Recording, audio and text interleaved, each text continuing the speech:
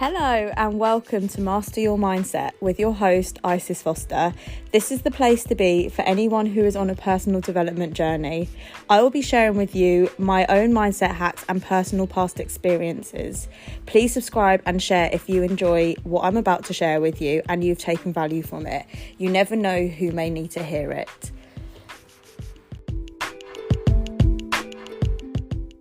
And welcome back to this week's episode of Master Your Mindset with your host, Isis Foster. I am literally so excited to be introducing an incredible guest speaker onto this week's podcast. Rebecca is the founder of Women Will Create, which is a community which supports small businesses and female creators. Rebecca is passionate about helping women feel as confident as possible in their own skin and in what they do. She believes positivity is the key to success. So without no further ado, I am so excited to introduce you to Rebecca. Hi, thank you so much for having me. I'm really excited to delve in and have a chat. You're so welcome. I've literally wanted to have you on the podcast for so long because I feel like you're going to bring so much value to all of my listeners, and I'm just so excited to have you here. So tell us a little bit about yourself, Rebecca. Yeah, so my name is Rebecca. I grew up in London. I now live up north in Newcastle, but I still come down to London a lot. So that is because I host a lot of markets still in London. So Women Will Create is what I started a couple of years ago. It definitely started as more of a kind of female empowerment thing, talking about how great women were, basically. And then over lockdown, I did a life coaching course to just help extend what I could do to help people, really. So I wanted to do some confidence coaching, and I felt like I needed something to back me up, basically. And then I started doing online markets because obviously the world closed. But that was really good. I got a chance to really expand the community that we have. And then I started doing markets in person in September 2021. So it's been like a year and a half. But that's been 3 different locations in London, one's in Newcastle as well, whilst I'm up here. It's been really good, lots going on, and that's me, really. You've been a busy bee, and I love the fact that you have done coaching courses in the past to help spur on your business, because I think, obviously, these are all female business owners which come and do the markets with you. And I think to have someone like yourself to guide them through it, because it can be quite daunting, can't it, for someone who's going to go and do a market for the first time, who's never done one before.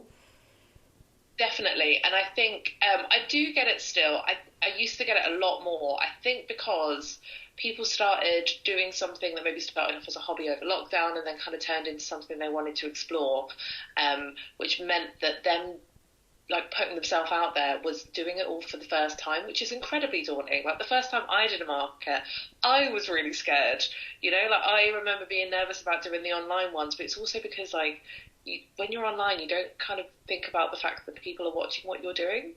I even think this now, sometimes I'm like, do people actually pay attention? But they do, but it's still strange. But no, it is daunting, and I've always wanted to kind of be there. Initially, when I did the first few, I was like, we're all in this together. But it's also a case of other people around you. It's finding the right people to be part of it that can also help support one another. I've had some really lovely moments that I've seen of other businesses, asking questions, asking for advice, just kind of showing their knowledge as well. It's really nice to kind of have that opportunity. But no, it's something I was always really, I thought was really important, because I think there's nothing worse than going in blind to something, and I wanted to have more that I could do to help at the same time as, offering what people were needing. Definitely. I think when you're running a business as well, it's so important to have those foundations within yourself, because there probably are going to, in fact, I can guarantee there will be points in your business career where you do have clients that come to you and say, oh, Rebecca, I'm really struggling with X, Y, and Z. And when you've already laid those foundations for yourself, you're then able to go on and help other people. Definitely. And I know that I do offer confidence coaching, which is a separate thing. I always say I refer to it as having a confidence cuppa. So I do that, but I also have something that's like added on the side of when people apply for a market. It's like an add-on they can do that we can just have a quick call. It can kind of go through stuff. Sometimes it is just kind of like a reassuring, look at what you're doing, look at what, like how great it is. Sometimes it is genuinely just the logistical. I've never done a market before. I don't even know how to put my setup, and then I'll like help and guide them and show them examples, because I've worked with people that have incredible setups, and just kind of give them an idea of what works and what doesn't. But I'm more than willing to kind of I always offer people help and advice regardless if someone asks me about it. I've had it a few times in the past when people have been a little bit nervous when they've had someone copy their work. And it's not something that I've had that much experience in firsthand, but it's definitely something that I know is a conversation that I've had with other businesses, so I can kind of be the go-between at the same time, which is quite nice too. I think the more time that goes on as well, whilst you're running markets and meeting so many different clients, the more you're learning yourself as well, because it is a process and you're never going to know everything that you need to know right at the beginning. So the fact you've done courses and just life experience whilst you're learning is incredible for those people that are coming into the markets for the first time and they are a little bit nervous and they're not really sure what to expect, because I've never done a market. I have no idea like what you'd even have to do, and I think it would be very daunting.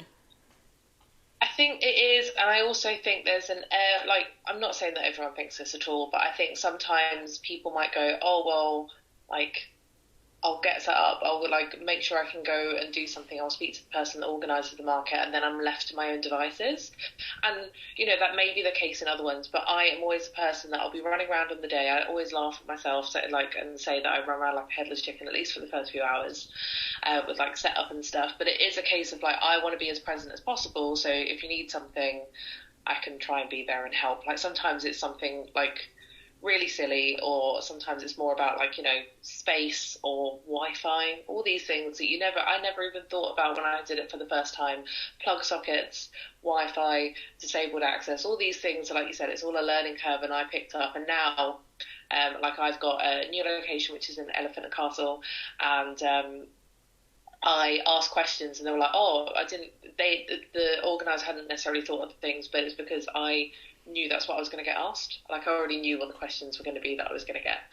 So, yeah, it's definitely a learning curve on my side, and I think the more I do and the more knowledge I get, it means that I can try and do as much as possible for the people that are signing up and doing them in the future. But also not just for my markets, but markets in general, you know? Like, if they know things and have a bit of a basis and an idea of how it works, then, you know, it means that they can get more of an idea if they want to go elsewhere too. Just for reference, guys, my sister actually has done a market with Rebecca. So this is how I know Rebecca, for anyone who's wondering, like, how do these two know each other? And I know that Rebecca is very hands-on at markets. She literally runs around like a headless chicken, making sure everyone's okay, which I think is incredible, because I have been there, stood next to my sister when, for example, her card machine's like buggered up and it's not working because the Wi-Fi's gone. So Rebecca is very hands-on, which I think is incredible, because there'll be nothing worse than having someone who's running a market and then someone at the market who's trying to sell their materials for the first time, and they're like, great, now what do I do? Who's going to help me? So yeah, I can preach that Rebecca is very hands-on in markets. And even in the kind of, okay, so using your sister as an example, so I know that Nethys did her first ever market with me, and her setup was, like, knowing her now, because she's done so many with me, I can now see the difference. And I did refer to it as, have you seen, like, your glow up, like how much you have done? Because her setup was like more flat lay based, and I could see that she was a little bit nervous, and now she stands up, she's got this incredible setup, she always has people blocking around her table, and it's really nice to see that progression. So I didn't necessarily do any, like, we didn't do like conference calls, but the chats we had every single time, it was all about, like, making sure she was comfortable what she was doing. And it's been really nice to see, like, I've had a few businesses when you can really see that change, and it's just so lovely to see, just seeing how confident someone can be in something when it was a little bit daunting at the beginning, and then they're like, actually, I'm doing this for a reason. And yeah, I think it's more stress for her now than daunting because she's like, I know that all my prints are going to sell. So I need to make sure I've got enough. Like, I've walked into markets where she's been there before and there's been queues, like actual queues of people. So she's doing incredible. But right at the beginning, I know that it wasn't like that for her. So let's talk a little bit about building confidence and how that can be built within people who don't feel like they're a very confident place in life right now. What would be like your biggest tips? I mean, I think it's really important to remember that even someone who looks incredibly confident is not all the time. Like, they really aren't. Anyone who knows me and grew up with me knows that I was not necessarily the most confident child. I think I was at points, and unfortunately, I think I had people around me who didn't make me feel as confident as I should be. In terms of like just some of the friends that I had at the time. And I've definitely grown and got more confident as I've thought about it. I think it's all a process, and I don't think it necessarily happens straight away. I hate the whole like fake it till you make it, because it sounds like a complete buzzword, but there is an air of truth in it, because I definitely put myself out there when I wasn't necessarily feeling confident, but I felt the confidence to push myself. And it definitely paid off, because I then began to believe in what I was doing, realise that people cared about what I was doing. So yeah, I wouldn't necessarily say fake it till you make it, but also it's okay if you're not feeling it, and if you feel that you can give yourself that push, it's really important. But also just making sure you have people around you that will pick yourself up, really. So one of my things on my bio on Instagram is that I'm a professional cheerleader, which again is a bit of a but it's because you need those people around you to say that you're doing great, right? So you have your friends that would do that, or like your partner, or like someone who's like, actually you are doing something, because eventually you will have other people say that to you. But at the beginning, when you're like, oh, I don't know what I'm doing, it's really good to have that basis of, no, but you're doing this for a reason. Like, it's really good. Like, you need to be told it's good sometimes. Sometimes reassurance is like something that will spur you on so much. Absolutely. And what would your advice be to someone who doesn't necessarily have people around them that are cheering them on? If anything, people around them that are holding them back and they're not feeling that good in themselves. What would you say to those people? It's a hard one, because I think sometimes the people that might make you feel like that, it's very easy to be like, oh, let them, like, get rid of them in your life. But it depends who they are, right?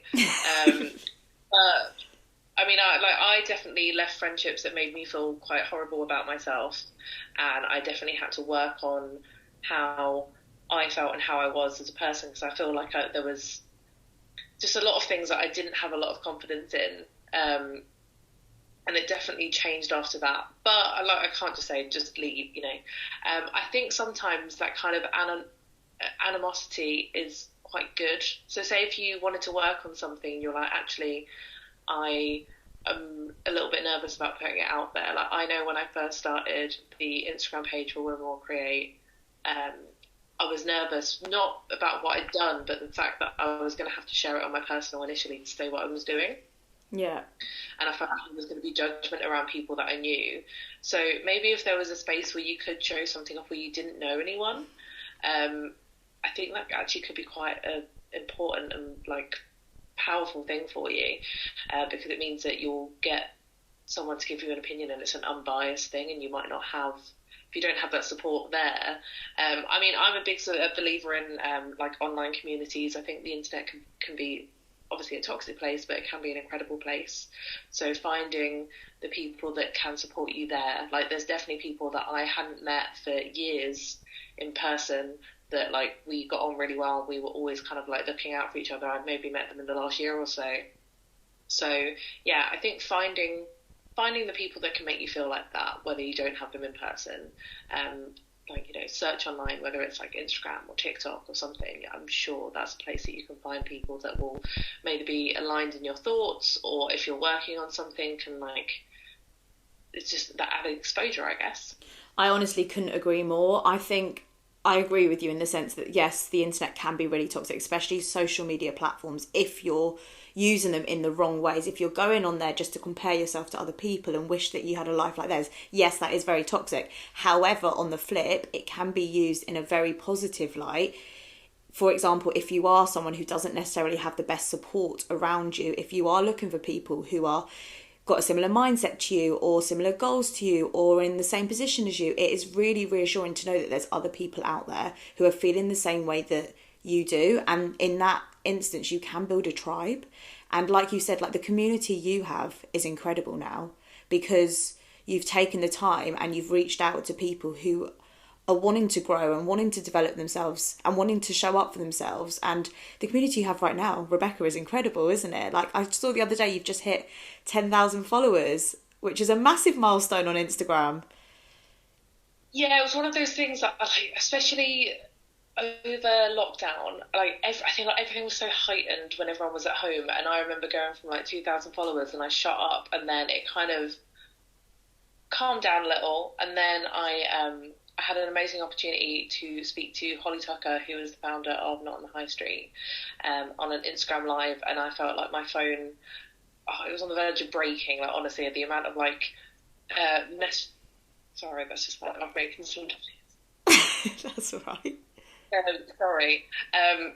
Yeah, so, I got lots of like messages, followers, like all these things. It was really lovely. And then it's kind of gradually happened to the point that it caught me by surprise the other day. And I was like, oh, because it was always the aim that I wanted to get to. I don't know why. Follower count doesn't really mean anything. In my eyes, I feel like it's more about like the people that you have follow you and the kind of purpose of it. Because you don't want to have a load of people that don't engage with you. You want to have people that care about what you do. But no, it's a lovely little part of my day. But no, I think it's really important to have that kind of, you said tribe. I think it's just having people that can be really supportive. And realistically, someone who's doing something for themselves, if they are a creative or they're self-employed, they don't want someone else to fail. They all want each other to do well. And I think that's the thing that I've worked in corporate environments, and I definitely haven't always felt that. And I think when you're in a space where people are doing something that they care about, it really changes that. So I think people can be really supportive. And yeah, like I did a in-person event. I forgot about this. I remembered the other day that when I did my first in-person event, I had about 1,000 followers and I wasn't expecting anyone to turn up. And then it was rammed, it was really full.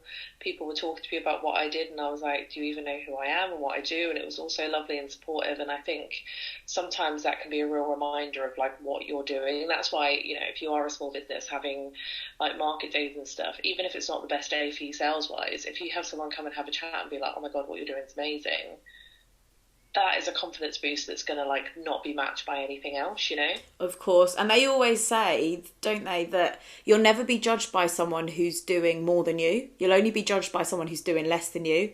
And that honestly rings so much truth, because thinking back to when I started my coaching business, the only people that had something to say about it was people who didn't really know what they were doing or were trying to still figure it out. People that had already established what they liked to do and what they could do, like run as a business, were the ones cheering me on. So I do think it makes such a difference. So you just have to be very mindful about who you associate yourself with, because I'll put it out there, like I am a very confident person, but had I have not been, those little comments may have just dragged me down and I might have just thrown everything in and said, actually, no, that's not for me. And that would have been such a waste. No, I 100% agree, and I think it's one of those things that comparison is also really difficult because we all do it at one point. And I don't think it's necessarily a bad thing sometimes. I think sometimes you can compare yourself and go, rather than the whole someone's doing better than me, it's like, oh, someone's doing something similar to me. Oh, look at what they're doing. That's interesting. Maybe I could expand what I'm doing. Maybe I am not doing the right thing. Maybe something isn't working on my side that I can work on because I've seen other people do things. It can be a kind of inspiration.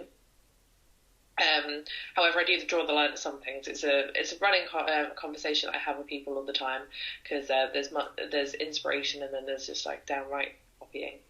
But I get compared to other markets. I'm aware it happens. Sometimes it means that I can get in my own head and like be like, am I doing the right thing? But I feel like it's quite understandable, because although you do something that's got a different setup, people are applying for multiple things. But it's why I am more about like supporting other people doing similar things rather than comparing myself and feeling shit about it. But I know that comes with time, and everyone can look at it. There'll be a point that if you're maybe not feeling great one day, you can compare yourself to someone and go, oh God. But like you said, that's the kind of negative side of the internet, whereas it should be a place where you can get inspiration and feel good about what you're doing. Absolutely. And one thing that I've definitely learnt in myself over the years is to just compare myself to where I used to be.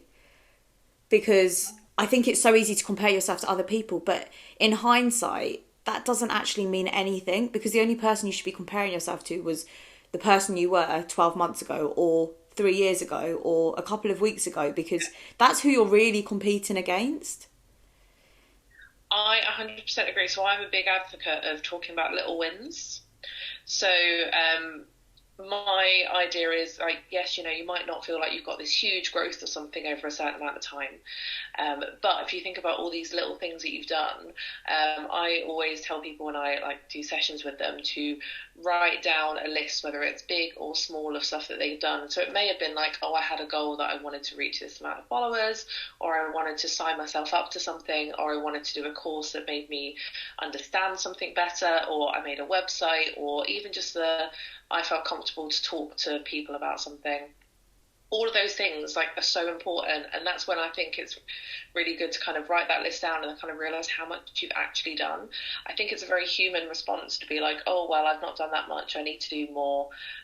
What I've done isn't maybe as good as it could have been, and it's kind of like having that like next step. And I think sometimes it's really important to take a step back and go, actually look at all this stuff I've done. So it can be like, it could be, what have I done in the last month, what have I done in the last 12 months, 3 years, like any of these things. I think it really shows the kind of growth you are as a person, and maybe how you feel about yourself, as well as what you are physically doing too.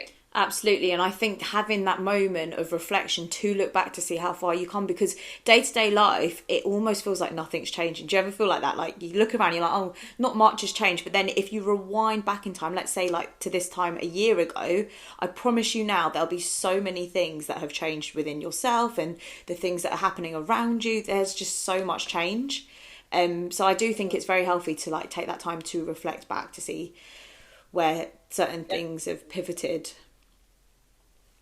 No, definitely. And I think what you were saying about like, doing something for yourself, whether it's something that you feel like you have to do with like relationships or people, or it's something you do like if it's like a business, I feel like sometimes you can be really confident in what you want to do, but if you aren't, it doesn't mean you're going to feel like that forever. And I feel like that difference of like 12 months or whatever will probably show, like, cement why you did something, or why you started something, or why you ended something, and just kind of showing the confidence in what you did do and why it was worth it, basically. It's just life experience, isn't it? I feel like the more life experience you have, the more confident you are in yourself to overcome anything that comes your way. Like the first time something bad probably happened to you that you can actually remember, I guarantee you never thought that was going to end. You always thought you were going to feel that way. And then as soon as you overcome it, I think it's very easy to then the next time you could be like, well, I overcame that and now I can overcome this, because this is only a little thing compared to what that thing was. No, I agree. And I think it's maybe a cliche way to look at it. We're talking about like tomorrow is another day and all of this, but it is like, it's one of those things that realistically, if something feels awful, if you're not like where you want to be, it doesn't necessarily mean that it's going to be like that forever. And I think that's an important way to look at it, because it's just life, and you've got to carry on and kind of see what happens. And you are going to see the difference if you try and push to make yourself feel confident what you're doing, and just try and make those changes that are worthwhile for you, basically. Absolutely. In what ways would you say you are like now different to the beginning of when you made Women Will Create? I was working in a like corporate marketing environment. I wasn't enjoying what I was doing. I think it's because I'm not like, sometimes I'm like, am I creative? I mean, I am. I don't create things myself as such, but I always had that thing that I wanted to do something that I cared about and that I was passionate about, and I felt the constrictions of doing something geared up for things like it was lots of like pushing marketing and making people buy things that I didn't necessarily feel fully comfortable in. And it wasn't necessarily the friendliest environment, and I felt like I needed a change. So I didn't feel great about what I was doing. I was a little bit nervous about going and doing my own thing, but I knew I was capable of it.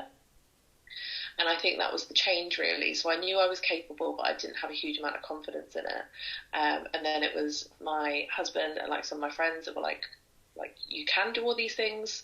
And like now, just kind of like it's all been very, very gradual. But just having those people on my side at the same time really, really helped. But I definitely think that I am more confident. But I had a moment last week when I was like, do people care about what I have to say? Like, I think it's just like every now and then everyone feels it. But I used to definitely feel like I wasn't as good when I first started, and it's definitely grown. That so the community is really important for me to be able to support other people, but also it's been like a real lifeline for me, because I feel like without that I wouldn't feel as confident as I do now in what I'm doing and how I can help people, and just how I am like mentally as well. I find that there's always like a really good balance of people wanting to be there and help if you do turn around and go, do you know what, I'm not feeling great today. Like, I have like my closest friends to help me with that, but also if I'm like honest at something, it's really, really nice to have people understand that. And I think that's all kind of happened because of how I've been. But yeah, I'm really grateful for that kind of, I feel like the journey's been a positive one for sure. And that's exactly what it is. It's a journey. And I think a lot of us rush to get to the next destination so quickly, but there's so much in our lives that this time last year we could have ever dreamt of. So I think your journey is absolutely incredible, and along the way you are inspiring so many people. You're allowing a safe space for women to show off talents which they might not necessarily have wanted to do in the past, and I think your community is incredible. What advice would you give to anyone who's wanting to start up their own business right now, but they might feel a little bit nervous? What would you say to them? What if I would say do it? Because I feel like there's lots of, I know that when I first, I got a friend to make my logo and everything, and then I was like, oh, I'm working on the website. I'm just going to work on the website for a while. And I just put it off for ages. And I was like, do you know what? I don't need the finished product straight away. I just need to put what I'm doing out there.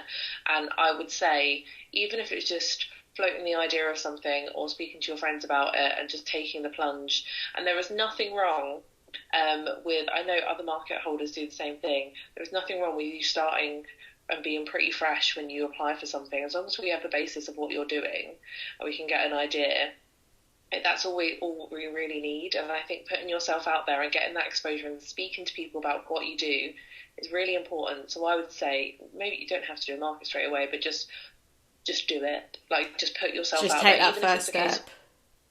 I'm going to make an Instagram account about it or something. Yeah. Like, that's a good step in the right direction. And I think it just means that once you start, it will take the pressure off. That's the thing. It's like actually physically starting it. The first step's always the hardest, isn't it? Always the hardest. Exactly. So I would just say, yeah, just that first step, and then hopefully you'll feel a little bit more relaxed, and then go, actually, yes, and then you can kind of take your time and everything else. Oh, Rebecca, you have been absolutely amazing. Thank you so much for coming on and sharing all of that value. Would you be able to kindly share with the listeners where they can find you on social media platforms? Yes. So I am on Instagram as Women Will Create. I'm also on TikTok, but I don't go on there very often, but that is also Women Will Create. I have a Substack newsletter as well as a website, which is womenwillcreate.com.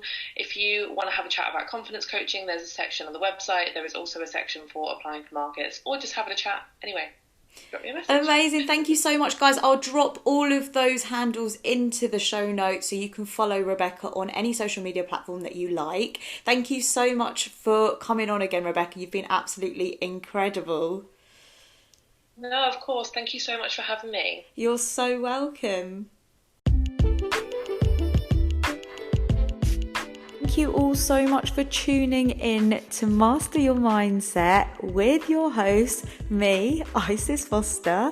If you have enjoyed what I have shared with you today, I would really appreciate it if you could share it on your social media platforms and tag me at Isis Foster 1. My goal with creating this podcast is to reach as many people as possible and help them get to wherever they want to be. So if you're in that position of being able to share this, it would be very much appreciated. Can't wait for you to tune in to the next podcast episode. Have an amazing week.